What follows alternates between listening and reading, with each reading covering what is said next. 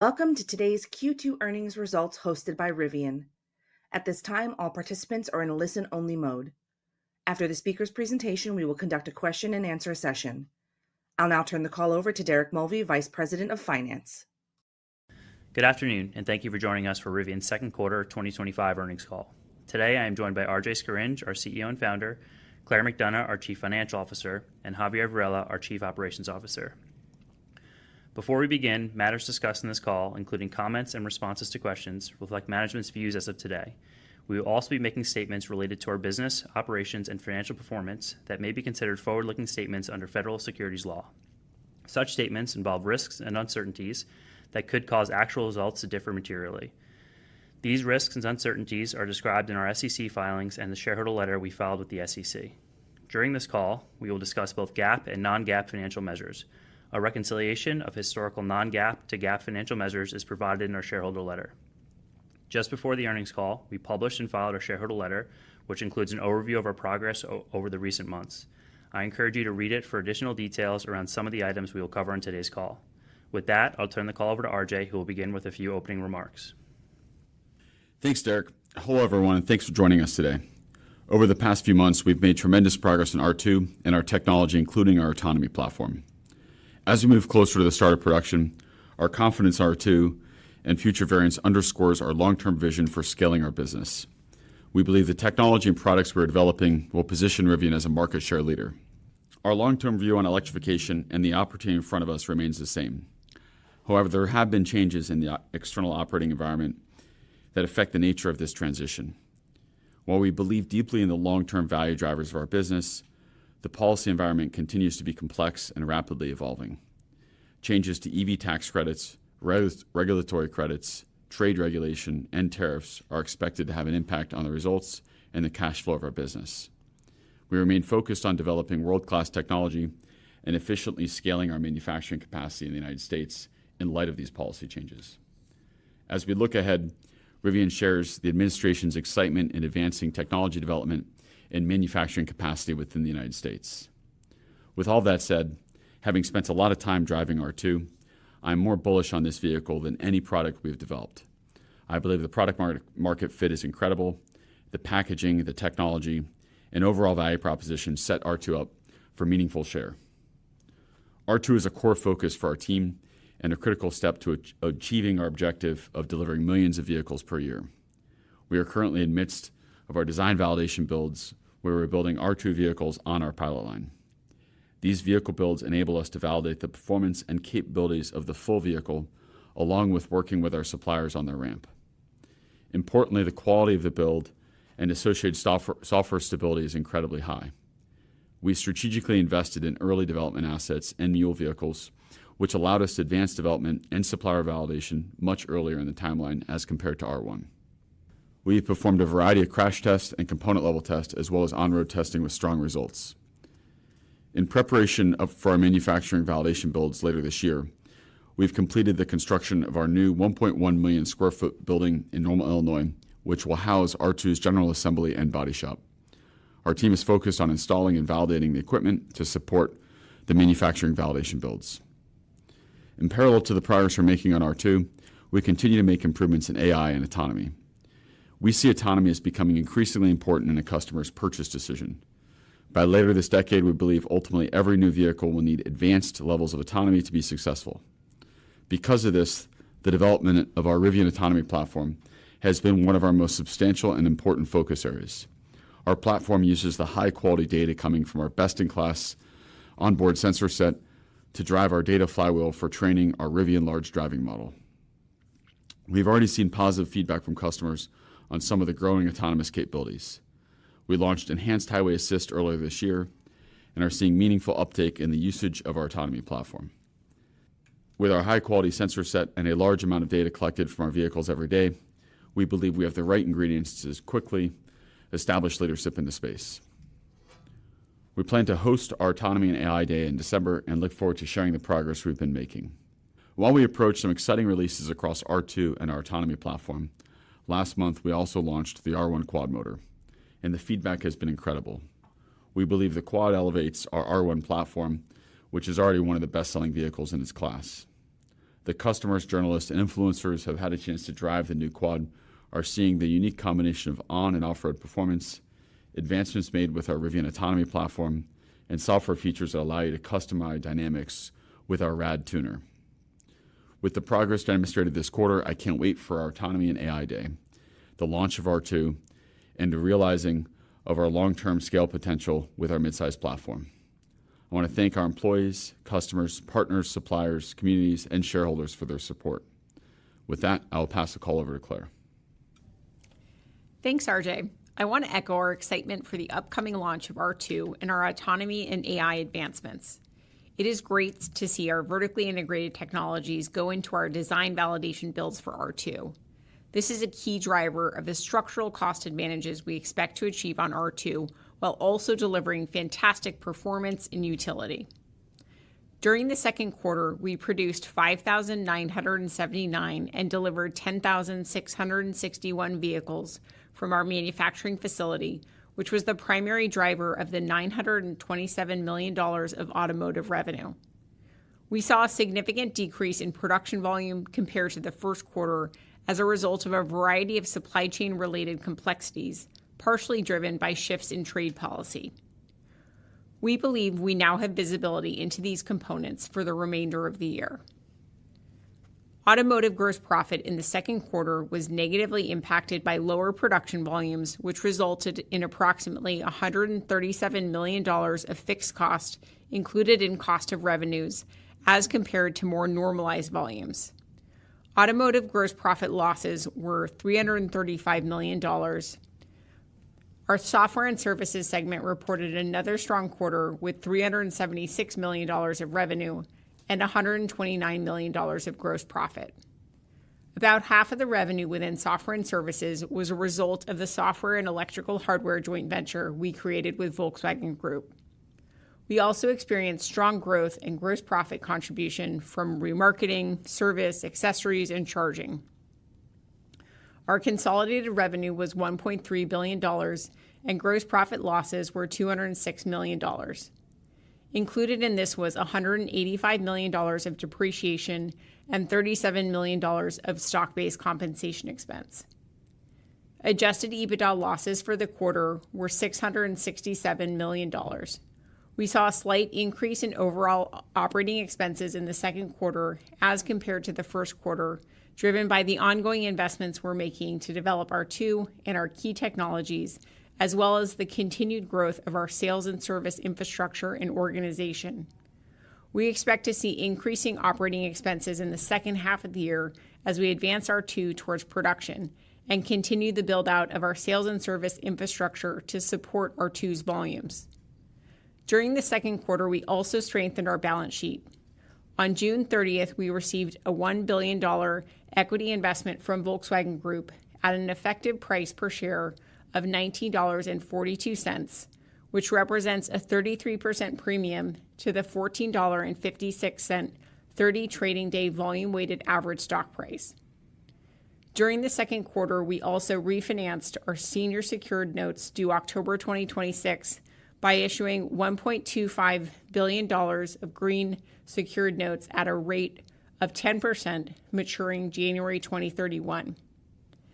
In addition to the $7.5 billion of cash and cash equivalents and short-term investments reflected on our balance sheet, we expect to receive up to an additional $2.5 billion of incremental capital associated with our joint venture transaction, as well as an up to $6.6 billion loan from the Department of Energy associated with the build-out of our Georgia facility. Turning to our 2025 guidance, we are maintaining our delivery guidance of 40,000 to 46,000 vehicles and our CapEx guidance of $1.8 to $1.9 billion. As a reminder, we plan to shut down our Normal facility for approximately 3 weeks starting in September of this year to prepare for the planned launch of R2 in the first half of 2026. We anticipate the third quarter to be our peak delivery quarter of the year across both consumer and commercial vehicles. As RJ mentioned, while we believe our long-term opportunity to drive meaningful growth and profitability remains strong, some of the recent policy actions will have an impact on our results and cash flow of our business. This includes increased tariffs, which had a minimal impact during the second quarter, but are expected to have a net impact of a couple $1,000s per unit for the remainder of 2025. In addition, due to changes in certain regulatory credit programs, we do not expect to earn revenue from these programs for the remainder of 2025. We expect total 2025 regulatory credit sales to be approximately $160 million as compared to our prior outlook of $300 million. As a result of the changes in our regulatory credit outlook, in addition to our second quarter results, we expect our gross profit for the full year 2025 to be roughly break even. We are also increasing our guidance for our adjusted EBITDA loss to $2 to $2.25 billion as a result of the modifications to our gross profit outlook. Our focus remains on cost optimization and efficiently scaling the business. We are actively studying tariff mitigation strategies to best position the company, especially as we look ahead to the Section 232 automotive tariff offset, which ends in April 2027. We remain steadfast in our belief that R2 and our technology development will be truly transformative for our growth and profitability. I'd like to turn the call back over to the operator to open the line for Q&A. For the Q&A section of today's session, we'll be utilizing the raise hand feature. If you'd like to ask a question, click on the raise hand button at the bottom of the screen. Once prompted, please unmute yourself and begin with your question. As a reminder for today's call, we will allow one question and one relevant follow-up. We will now pause a moment to assemble the queue. Our first question will come from Dan Levy with Barclays. Your line is open. Please ask your question. Hi, good evening. Thanks for taking the questions. I want to start with a question I think that's probably on everyone's mind, which is just bridging from R1 to R2. And I think the obvious key here is the cost reduction. And you're saying you can cut the cost by more than half. But maybe you can just remind us again, about what are the things in R1 that won't recur? And, on the flip side, you're talking about things like sourcing and contracts that can help on R2. What is the conviction that you can get the required cost reduction from these items to get appropriate economics on R2? Thanks, Dan, for the question. This is incredibly important and has been an absolute core focus for us as a business as we've been developing R2. And if you think about the cost on the vehicle, there's two major drivers. The first is our bill of material costs. So it's the cost we're paying all of our suppliers for the components going into the vehicle. And the cost of those components reflects how the vehicle is being designed, how the systems are being integrated. And we talk a lot about this, but our success in either consolidating parts or eliminating parts through design is a big enabler here. And we previously said the bill of material cost on R2 is about half that of R1. And that's not a hope, that's not a wish, that's actually contractually negotiated with suppliers. And so we've spent the last 2 years of development and time negotiating with suppliers to put in place contracts that we both selected suppliers that can scale with us and ramp appropriately, but also can deliver a much lower cost structure. But linked to that, of course, is then how the vehicle assembles. And so the cost it takes us to convert all those parts into a vehicle, what we often call conversion cost. And then some of the non-bill of material COGS, that's logistics, that's warranty accrual, that's some of the other items that feed in. And here, Claire and I both spoken about this. Claire, Javier, and I have spoken about this on these calls before, where we're projecting with a lot of confidence that will be ultimately less than half of what it is on R1. And that's really reflective of an incredibly high focus on ease of assembly, design for manufacturability, leveraging the many, many learnings that were born out of what we went through on R1. So simplified body architecture, simplified closure systems, further simplifications to the network architecture and associated wiring harness. And in totality, what that gives us is a vehicle with a much lower cost basis, which supports the dramatically reduced pricing of R2. And of course, it should be said, R2 is a meaningfully smaller vehicle than R1.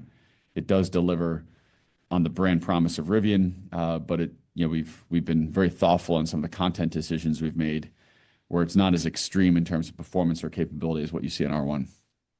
And if I may add, RJ, today we have the R2 100% sourced, so it's a fact. We know the prices of our components, and we can confirm this 50% reduction.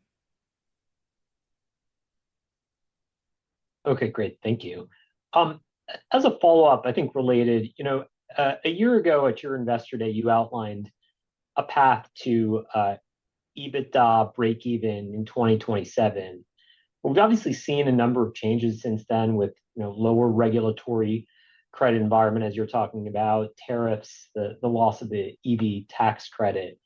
So question is what are the areas in which you need to pivot the business now to still see that path to eventually reaching EBITDA positive? And how much more does this make licensing deals, other partnerships with automakers on the tech side, more of a necessity to ultimately get to where you need to be on the EBITDA margin side?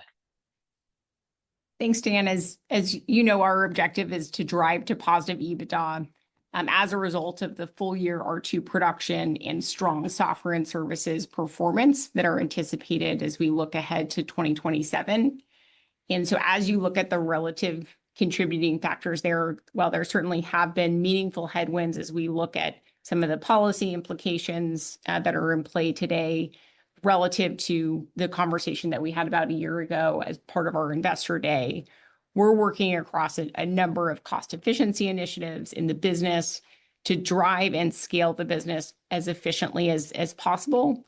And maybe I'll invite RJ to talk to some of the opportunities as we think about the continued growth and development of our software and services and future opportunities with other potential OEMs as well. Yeah, we talk a lot about R2 as being such an important inflection point for us in terms of volume and scale, and of course, along with that, significantly widening the aperture of addressable market with its lower price point. But a lot of what feeds into that is the technology we're developing, and on the vehicle software side of things, of course, we have a joint venture and software licensing deal that we put together with Volkswagen Group that continues to progress really nicely.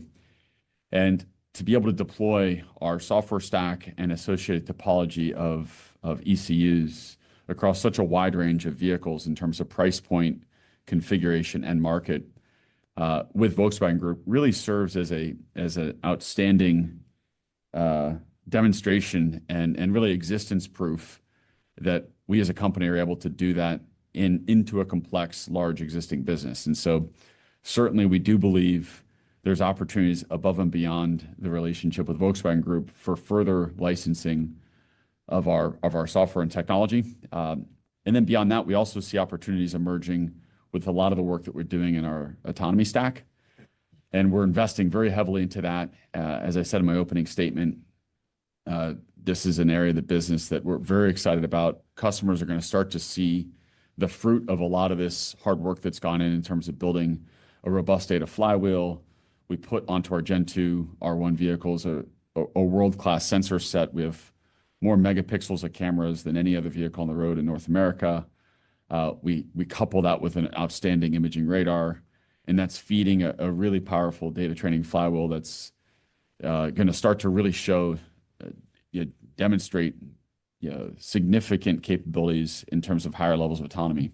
And so we do see that as another avenue for us in the long term. But core to all that is to make sure that the technology we're developing, vertically in-house with our teams remains really front of the curve. And if we continue to do that as we have, we do think there's a lot of opportunities there as well. Great, thank you. Our next question will come from Adam Jonas with Morgan Stanley. Your line is open. Hi, thanks everybody. My first question is on the $6.6 billion loan with the Department of Energy that's associated with the build out of Georgia. Can you confirm, has any of that loan been drawn?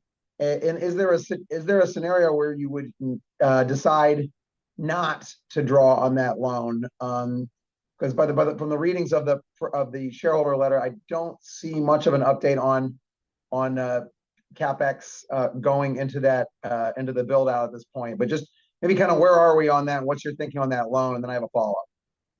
Sure, thanks, Adam. So as it pertains to the Department of Energy loan, it's more of a construction finance, project finance based loan. And so it does require Rivian to be deploying capital on site in Georgia. We have not yet started construction of the site. And so that precludes us from having the opportunity to draw on that loan as we sit here today. And as we look at the future roadmap, the attractive cost of capital that the Department of Energy loan affords Rivian is something that's quite attractive to us. So we do intend to draw on that loan as we look to expand our manufacturing base in Georgia. Okay, thanks, Claire. Just as a follow-up, you spun off Also Inc. in March of this year, your micromobility unit. You seem to have attracted some pretty serious talent to that unit as well. And I think there's probably more announcements to come there, I would assume. Aside from the minority stake held by Rivian, and maybe you can confirm how big that is there any other relationship between Rivian and Also Inc.? And how much time, RJ, are you spending on this entity with your current role as chairman? Thanks. Yeah, thanks, Adam. We had a skunkworks project within Rivian that was looking at essentially to the question of how do we electrify the world? What's necessary? And a natural conclusion of that is, of course, there's markets like the United States and Europe that are very vehicle centric, but not only within those markets, but beyond those markets, much of the world moves on things that look very different than cars. So 2-wheel, 3-wheel, even 4-wheel quadricycle type products. And so the initial effort that when it was housed within Rivian was to look at ways that we could take this technology base that we developed and apply it into the micromobility segment. As we were doing that, we realized the market opportunity was very significant and in fact bigger than we had originally anticipated, and took the decision to move that outside of Rivian, where Rivian is still a significant shareholder, but allow it to secure outside capital and allow its brand trajectory and company trajectory to look at markets differently, positioning differently than the Rivian product line. And what's been really interesting is just the scale of that in terms of what it represents in number of vehicles is really exciting. And so Rivian, as you said, is still a very significant shareholder, just under 50% ownership in this entity. But we continue to have a lot of the technology that Also is using leverages some of the core of what Rivian built. And when you think of the opportunity, I think there's going to be ways that we can be really creative where we see the Rivian product line and the Also product line coming together. We often think about them as two Avengers, or both fighting for the same mission. If you want to electrify the world, of course, Rivian's part of that. We hope to inspire competition in the vehicle space, but we also, hence the name, we also need to electrify a lot of other things, 2, 3, 4-wheel things. And that's why that company exists. Our next question will come from Mark Delaney with Goldman Sachs. Your line is open. Yes, good afternoon. Thank you very much for taking the questions. I think Rivian's COGS per vehicle went up about $22,000 sequentially. Can you elaborate more on what drove that and to what extent these are temporal relative to sustained costs? And then you spoke about taking costs down by more than 50% with R2 compared to the R1. So I'm hoping to better understand if there are some sustained higher cost levels you're seeing with the R1. Does that change the absolute cost that you expect R2 to come in at? Sure. As you think about the drivers of the cost of goods sold per unit from Q1 to Q2, the largest driver, as we mentioned in our prepared remarks, was driven by the lower production volume and therefore the lack of fixed cost leverage that we had absorbing those costs into inventory, so to speak. So that was represented about $14,000 a unit of impact. We also had higher levels of LCNRV in this period, as well as some warranty and other related costs that constituted the other increases in COGS per unit for the automotive segment for Q2 relative to Q1. So as we take a step back and look at the Q1 baseline, we do see that as a helpful starting point of demonstrating the opportunity set that we have with R1 with higher levels of production volumes.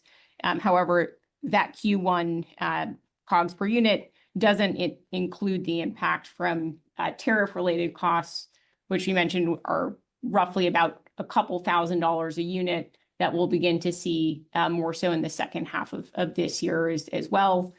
And so as we look at the R2 cost structure, we do have similar impacts as we think about the tariff impacts on R2 on a go-forward basis. However, one of the core benefits that we have in R2, and hopefully in the future R1 will benefit from as well, is some of the joint venture shared sourcing opportunity as we think about the low voltage electronics that will be shared between Rivian vehicles and R2 vehicles in the future, which we're in market sourcing currently, and that can produce incremental upside as we think about the COGS roadmap for R2. Yeah, as Claire said, the production volume output of Q2 going from in Q1 around 14,000 units to Q2 being around 6,000 units. The lack of fixed cost absorption, you can really see it in the numbers. And as we said, that was reflective of a lot of the supply chain environment that we're in and some of the trade-related and tariff and export control-related items that we encountered in Q2. But an important point to call out here is that as we launch R2, the benefits of fixed cost absorption, which will be felt not just by R2, but carrying that across R1, we'll also start to see. And this is really important for us as we grow volume in the plant in our Normal, Illinois production facility going into 2026. Very helpful. Thanks for that. My other question was around the ASPs and hoping to better understand how Rivian is expecting ASPs per vehicle to trend. You launched the quad motor and talked about the positive pricing benefits of that product line, but with the IRA credits set to go away in the fourth quarter, I'm wondering if you think Rivian's going to need to adjust its pricing strategy, and perhaps that may be a headwind. So any more color around how to think about pricing and the puts and takes? Thank you.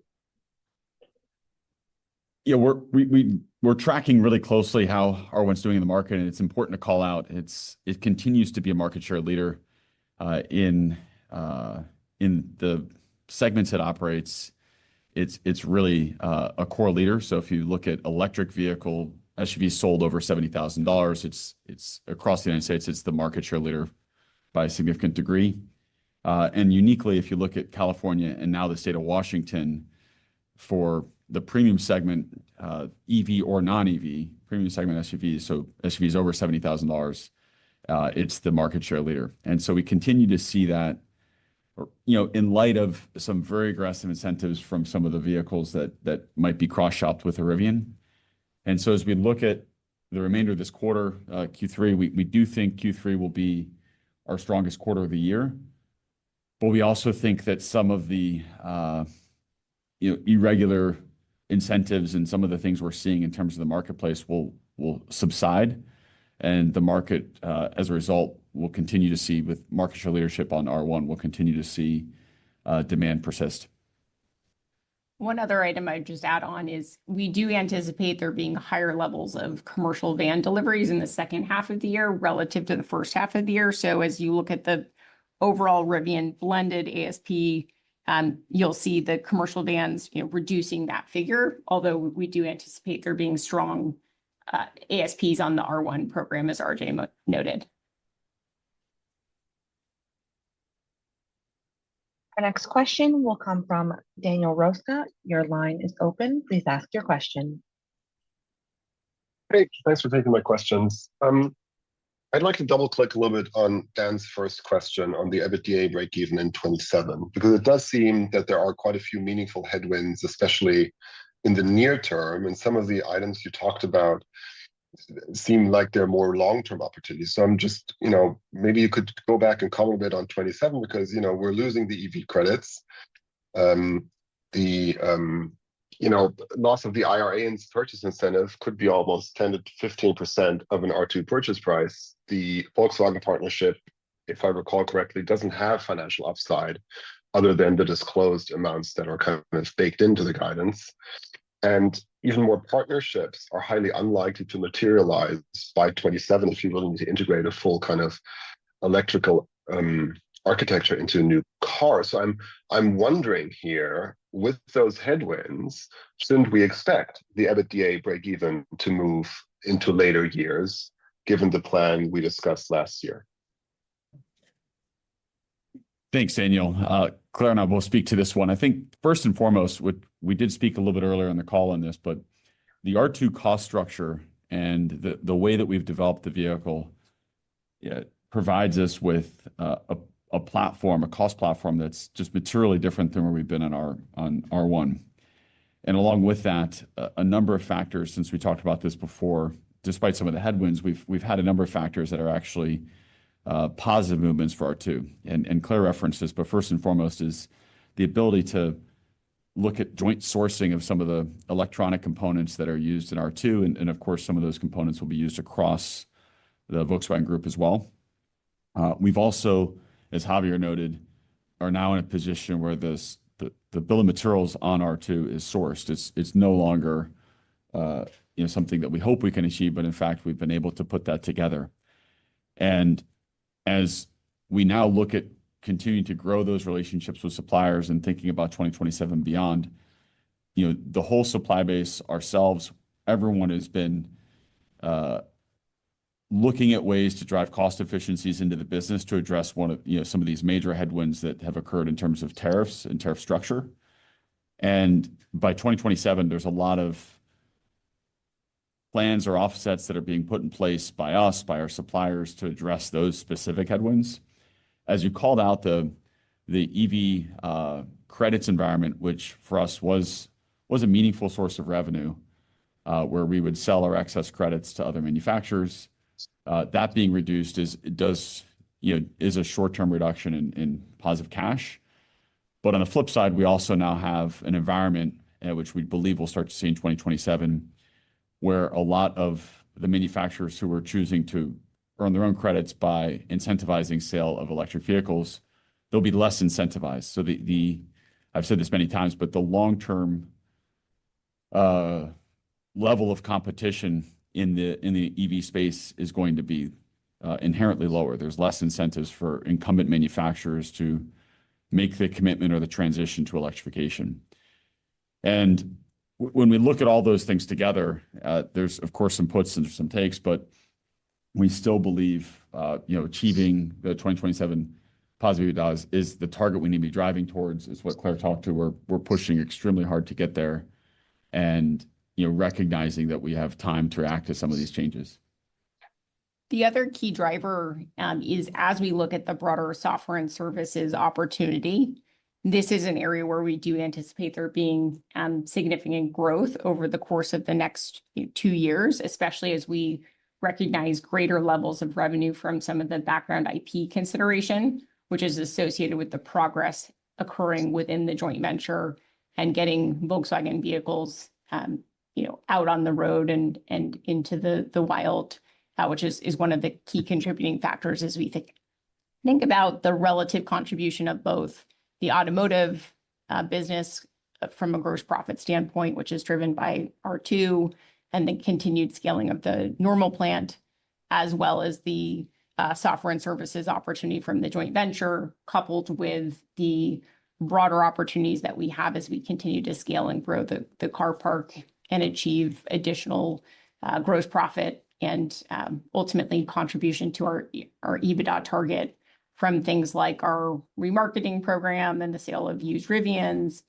from our charging network, from the growth of our service infrastructure, financing, insurance, and in future state autonomy is another driver of some of that roadmap as well. Great. That's very helpful. Thanks. And maybe, RJ, you referenced it a bit when you talked about the competitive environment for the R2. Do you think that even without the IRA credits, that can be kind of still a gross profit break-even car, kind of just the car itself, or do you need kind of software services and other elements to make that EBITDA kind of work for the car itself? No, to be clear, we're absolutely designing the vehicle and have set up the cost structure on R2 to on the vehicle itself to have the healthy positive gross margin. Our next question will come from Joseph Spak with UBS. Your line is open. Please ask your question. Thanks. Good afternoon. Maybe just two quick clarifications and then a bigger picture question. Like you previously on these earnings calls have said you were baking in several $100 million in policy impacts, which I know was vague, but I think was interpreted and suggested as tariffs and some regulatory credits. So I know you just lowered the regulatory credit, so basically not assuming anything in the back half. That seems like it's maybe half the EBITDA reduction, but what exactly got worse on tariffs and now you see it a couple $1,000s per vehicle higher? And then just the other clarification on the 27 EBITDA target, which I know came up a couple of times, since I guess the regulatory credits are the one thing you're willing to concede has changed, like how much was actually baked into 27 for that number? Just wanted to clarify on your first question, Joe, the couple $1,000s a unit on tariffs is consistent with the commentary that we provided last quarter. So there's no change overall in terms of the outlook from a tariff impact on the business as we look at the 25 impact. So the incremental impact, as we mentioned, is real from a policy standpoint, is really driven by changes in the regulatory credit outlook, where we no longer anticipate we'll be selling, or earning revenue from the sale of regulatory credits in the second half of this year, given changes to certain regulatory credit programs that have occurred of late. As we look at the broader guidance, the other impact is, as we talked a little bit about in our prepared remarks, was just driven by the Q2 overall performance and some of the supply chain related complexities that limited our production volume this quarter in particular. As we look at 2027 EBITDA, we're not going to get into specifics in terms of what was in and is now in the overall outlook from a regulatory credit standpoint. We fully acknowledge that the bar has risen given some of the policy related headwinds that we're now working through as a business. But our objective is to continue to drive towards positive EBITDA through a number of ongoing initiatives to drive cost efficiency into the business and to ensure that we have an efficient ramp of R2. Thanks for that. The second question, I want to touch back on something Adam brought up earlier, which is the second plant. So you're taking 3 weeks downtime here in September to get normal capacity to 215K.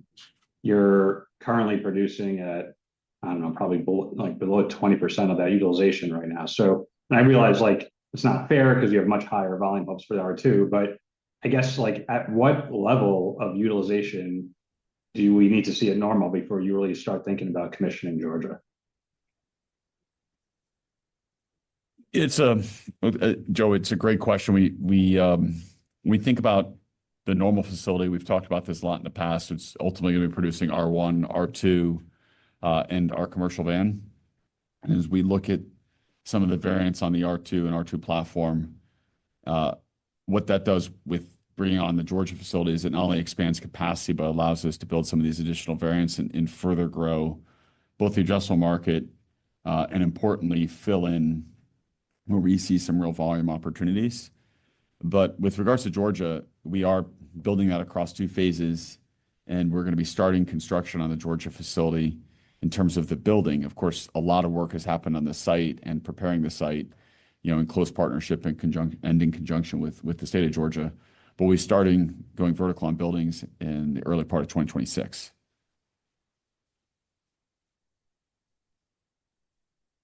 Our next question will come from Ron with Guggenheim Securities. Your line is open. Please ask your question.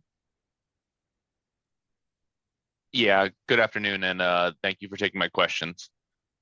A bit of a follow-up on some of the policy changes, but has any of the impact of these policy changes, whether it's emissions or consumer credits, changed how you view the R2 or R3 with respect to whether it's pricing, costs, or how much capacity is needed? And I know that there's some sensitivity around the pre-order number for the R2, but if you'd be willing to share an update, it probably would go a long way in kind of assuaging concerns around the needed capacity with Georgia. Yeah, I mean, we're not going to share the number here, but you know, I have said a couple times. I mean, we're extremely bullish on R2, and a big part of developing a product like this is an enormous amount of effort. A lot of iteration has gone into defining what the product is. A lot of work understanding the size, the pricing, the cost structure, the content. But where we've landed in terms of what we'll be starting production on here shortly is something that we feel has an outstanding product market fit in the heart of the demand curve, meaning price points overlapping with the largest segment, the form factor overlaps the largest segment, and the feature and content is really incredible. And so what that means in our view is this is going to be cross-shopped across the broadest spectrum of possible variants, most of which actually are ICE vehicles. So customers will be making a consideration that maybe haven't made the jump to electrification, but would like to, but wanted maybe something that was more of an SUV form factor, wanted to spend $45,000 to $50,000, and that hasn't existed in the market. And so we do see, you know, the scale of the addressable market as being, you know, many millions of units. And so with what we're launching in Normal, representing 155,000 units of R2 capacity, and then what we'd be bringing on in Georgia for the platform, which of course, by me saying that, it implies variants of that vehicle, adding another 200 in the first phase, we feel quite confident and bullish on what that represents. It's also worth noting that, and we've said this in the past quite a bit, the R2 and the platform are designed to support both the US and European markets. And so not only will we be opening up this vehicle across many more price points in a much bigger addressable market in the United States, but ultimately this platform is going to support opening up you know, access to a very large market, which is Europe. And so, of course, follow-up question, I'm sure what you're thinking now is, you know, what do we think about US EU trade relations and what is going to happen there? We're watching that very closely. Certainly, there's been some, you know, positive movements on that for us, being that we'd be exporting these vehicles from the United States to Europe, but we have to continue to watch that very closely. Yeah, no, I appreciate that. And then on the technical aspects of your approach to autonomy, excited to see what you have in store for us later this year. But some of your competitors are opting for camera only, as you're well aware.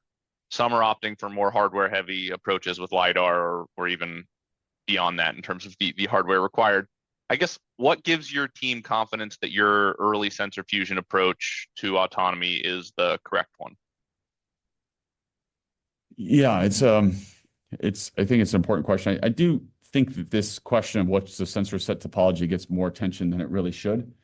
I think the approach of using an early sensor fusion, which is just a different way of saying an AI-centric approach, meaning if you think of like how systems were developed prior to 2021, and when I say systems, essentially every self-driving platform developed prior to the use of transformer-based encoding, was you would have a set of sensors that may include more than just cameras, but whatever that set of sensors is, each sensor would identify objects, classify those objects, and associate vectors with those objects.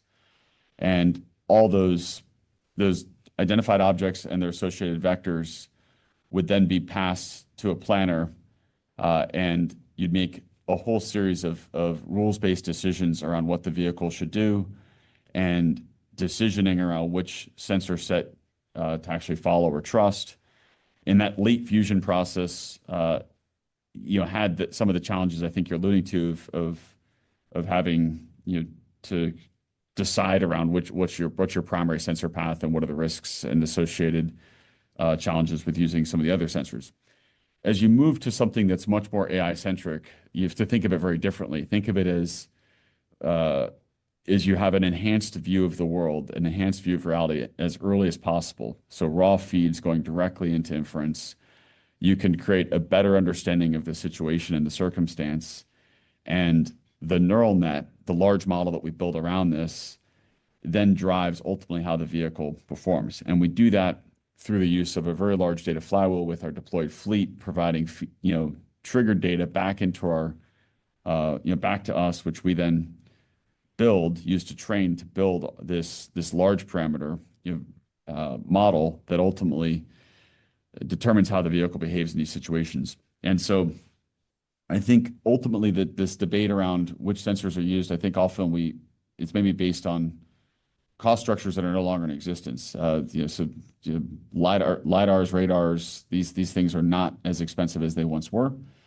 And it allows us to build a much richer understanding of what you can see, what the vehicle sees at the earliest stage, at a base level, as we start to make decisions through the model, through this large foundation model in terms of what the vehicle should do.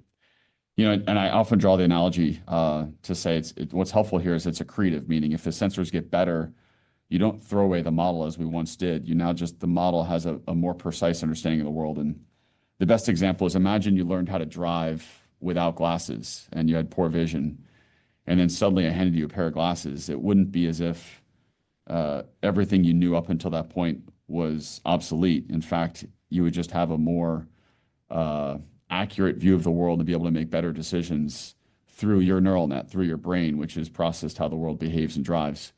And so it's no different as you increase the quality of the cameras. That's both in terms of breadth of performance, low light to high, bright light, then also details in the camera. So increasing levels of megapixels, which is important for us. We go from 55 megapixels in R1 to 65 megapixels in R2. But it also pertains to additional sensor set, which allows in another modality that has non-overlapping strengths and weaknesses with a camera set to also have a perception of the world. And so if you were to give me a LiDAR or a radar and bolt it onto my forehead, I would be a better driver as a human, but it wouldn't negate or throw away or make obsolete all of my accumulated knowledge to date. Our next question will come from Emmanuel Rosner with Wolfe Research. Your line is open. Please ask your question. Great. Thank you so much. So when I look at your software and services revenues, excluding the JV, they were up very sharply versus last year. How should we think about the growth there going forward, the trajectory, your profitability profile for it? And to what extent, I guess, how much of this was embedded in your expectation for positive EBITDA by year-end 27? Sure, Emmanuel. As we think about some of the key contributors to the growth and profitability that we saw in Q2 from software and services, one of the drivers of this is the growth of Rivian's remarketing program. So this is both trade-in vehicles for consumers getting into a Rivian for the first time, but also one of the key contributors is the sale of used Rivians. As we think about being able to open the aperture, attract more consumers that can afford an R1 at a variety of different price points, which is a very compelling business for us over the long term, and one that's important to Rivian maintaining strong residual values as well. Beyond that, we've continued to see the growth and expansion of our service infrastructure that's also contributing to the growth in some of our maintenance expenses and revenues in the business. And then beyond that, we're in the process right now of opening up our charging network to additional vehicles and going through the integration of NACS as well, which will allow more and more customers to charge on the Rivian Adventure Network, which will again be another contributing factor for us over the longer term. So as we look at the underlying tailwind of software and services, we saw significant quarter-over-quarter growth in terms of the non-joint venture contributions to the gross profitability of this business segment.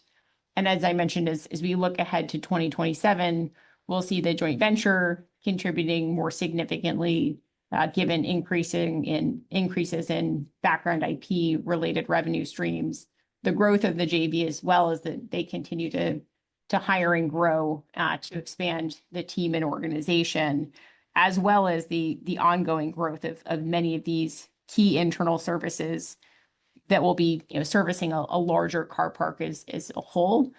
So we see this as a meaningful contributor to the business on a go-forward basis, and especially as we think about the contributions in 2027 as well. Understood.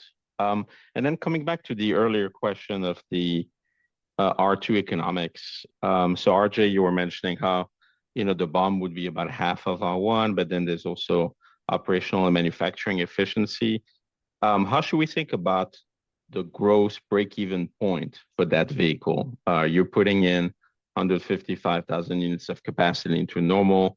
You'll be leveraging a lot of the fixed cost base already within that facility. How many R2s do you need to sell to sort of like get a combination of both these costs, sort of like getting you to break even? So as we look at the overall outlook for the R2 unit economics, we see a much faster path to positive gross profit on the vehicle itself. And that's primarily driven by the fact that the vehicle has a much lower underlying material cost structure associated with it that RJ walked through. But beyond that, R2 is also benefiting from the volumes that are already existing within the Normal plant as well, that allows us to efficiently get to positive gross profit on the R2 program. We think, as we exit, 2026, it can be, at that level, and then we'll be looking to expand that as we add a third shift of operation into the plant, continue to reduce the cost structure over time. One of the big strategic reasons we made the decision to launch R2 out of our Normal facility is the shared fixed cost absorption that we'll now have between R1, EDV, and R2. And as Claire said, out of the gate on day one of production of saleable units of R2, we'll already have the benefit of all the fixed cost absorption, that R1 and the commercial vans are picking up. And so it just has a fundamentally different path to profitability than what we saw with R1. Above and beyond that, some of those assets that R2 is going to be utilizing, like our stamping operation, those have already been in use for a while and have already, much of that has been depreciated. So there's just inherent overall, fixed cost advantages to being in Normal.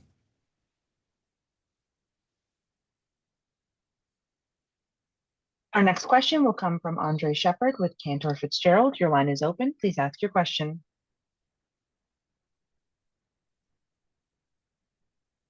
Hi, everyone. Can you hear me okay? Yes.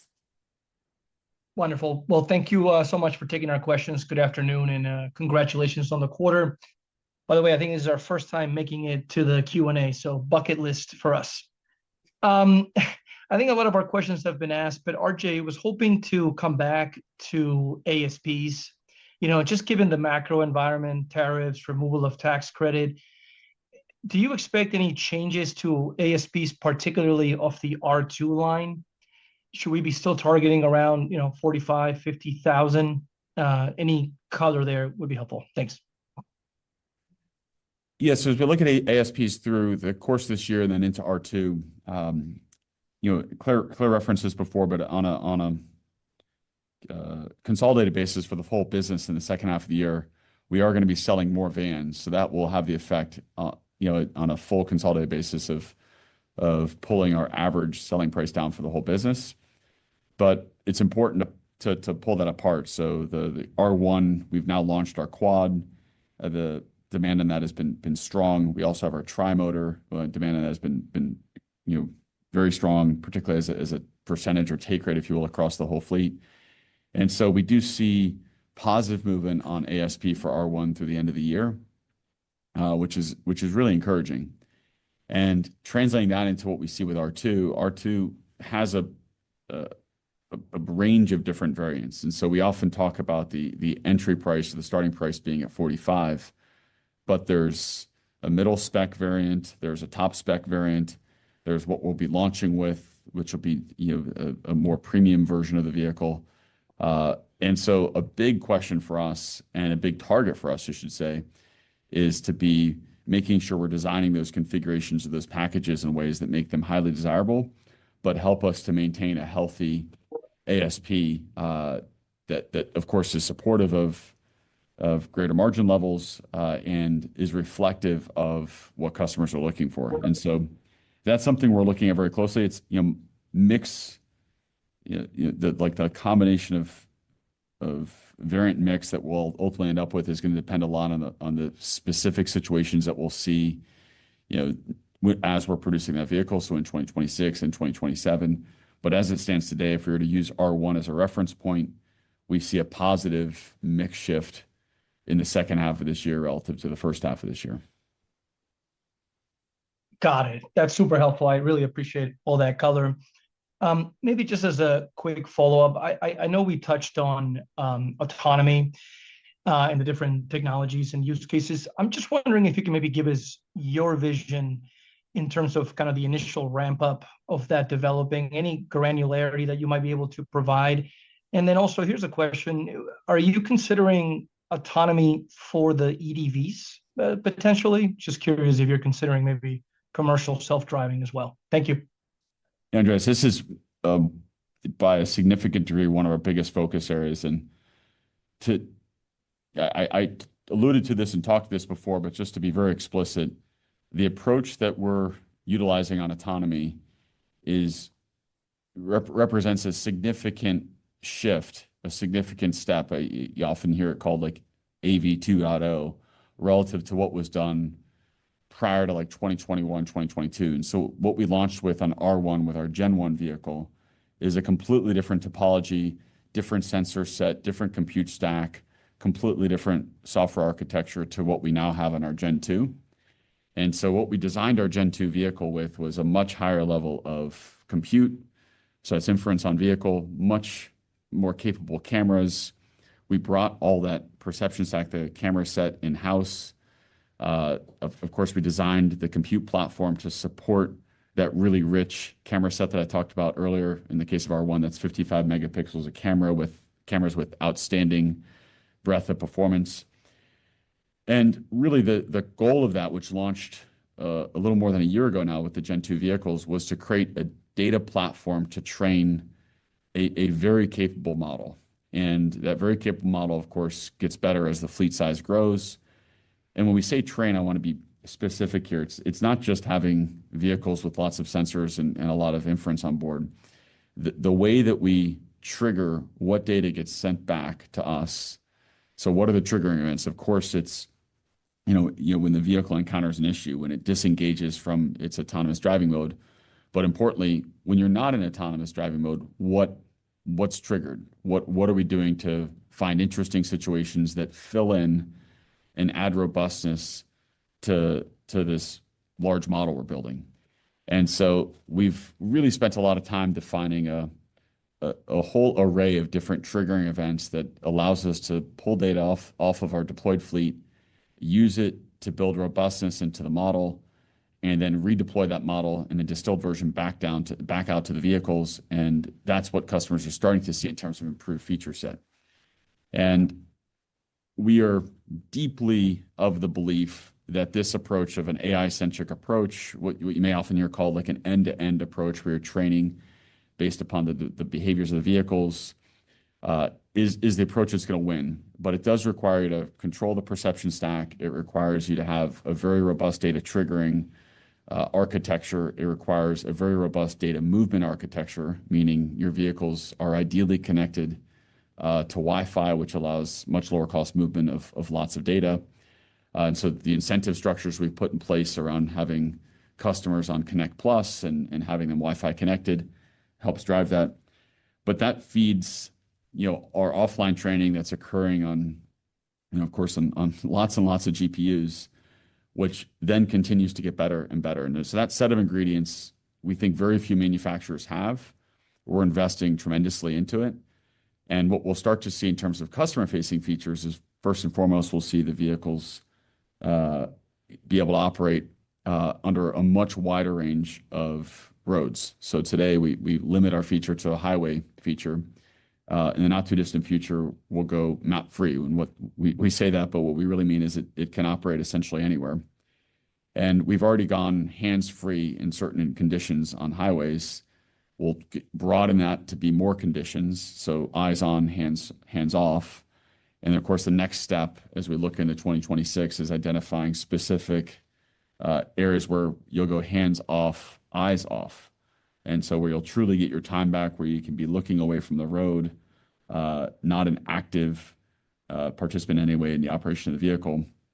And coupling that with a turn-by-turn capability. So you get into your car, you can imagine the future state where the car, then you give it the address and it takes care of getting there. And so that is our, as we think about what's the roadmap for the next couple of years, that's what we're driving towards. Core to that is this building of a large model.